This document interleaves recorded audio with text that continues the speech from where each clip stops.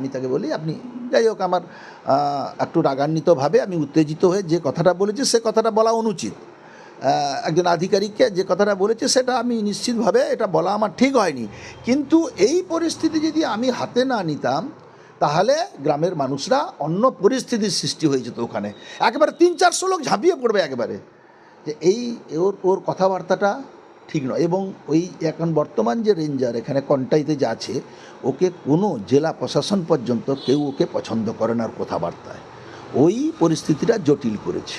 আমাদের কিছু নয়, হয়তো আমি মিনিস্টার হিসাবে দায়িত্বশীল একজন মন্ত্রিসভার সদস্য হিসাবে আমার হয়তো ওই কথাটা বলা ঠিক হয়নি।